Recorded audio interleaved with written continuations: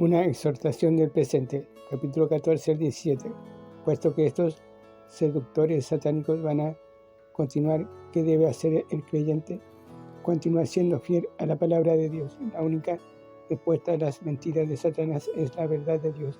Si cada iglesia local volviera a la palabra de Dios, y si cada pastor y cada maestro de la escuela dominical enseñara la palabra de Dios, los discípulos de Satanás serían derrotados.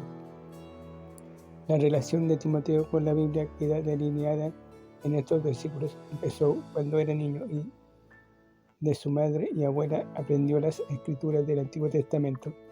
Ellas no le enseñaron simplemente los hechos de la Biblia, también le dieron apoyo y entendimiento espiritual. Timoteo conocía por sí mismo la verdad de la palabra.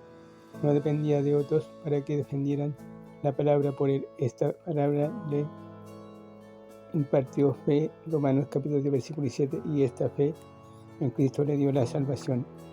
Los versículos 16 y 17 son un gran testimonio del origen y característica divina de la Biblia. Algunos dicen la Biblia solo contiene la palabra de Dios, o la Biblia es inspirada de la misma manera en que Shakespeare se inspiró, pero Pablo no concuerda con semejantes afirmaciones. La Biblia es la palabra inspirada de Dios. La palabra inspirada significa exhalada, llena del aliento de Dios. El Espíritu de Dios capacitó a los hombres para que escribiesen la palabra de Dios. 2 Pedro capítulo 1, versículo 20 y 21. Porque el Espíritu de Dios es el aliento de Dios. Juan capítulo 3, versículo 1 al 8. Ezequiel capítulo 37, versículo 1 a 14. Aun cuando hombres como Shakespeare tuvieron inspiración literaria de alta calidad, no escribieron las mismas palabras de Dios. Toda la escritura significa que cada palabra de Dios es inspirada. ¿Cuál es el propósito de la Biblia? La salvación es el primer propósito, versículo 15. Por supuesto, pero también se incluye la vida cristiana. La palabra es útil para enseñar doctrina, producir convicción, redarguir, corregir y disciplinar, instruir. Capacita al Hijo de Dios para que llegue a ser un hombre de Dios, maduro en las cosas del Señor. Perfecto, versículo 17, no significa exento de pecado, significa maduro y enteramente preparado, quiere decir completamente equipado. Versículos 16 y 17, así la Biblia transforma al niño del versículo 15 en una persona madura en Cristo, equipa a los santos para ser siervos.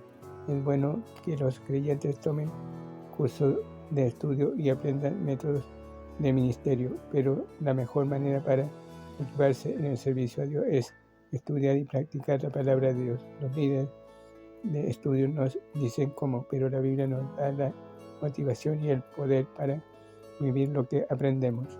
Es interesante comparar los usos de la Biblia con el orden de las epístolas. Enseñanzas, Romanos, redarguir, 1 y 2 Corintios, corregir, Gálatas, instruir en justicia, Efesios y Colosenses. La más grande necesidad entre las iglesias y los creyentes de hoy es regresar a la Biblia. Si las iglesias no vuelven a la palabra de Dios, los engañadores se harán cargo y millones de pecadores perdidos irán al infierno por las mentiras religiosas los desviarán. Comentario capítulo 4. Este capítulo registra el mensaje final de la pluma inspirada de Pablo. Poco después de dictar estas palabras, Pablo sufrió el martirio por la causa de Cristo. No nos sorprende, pues, que hallemos en este capítulo una apelación personal intensa por la fidelidad de Timoteo al Señor y a su querido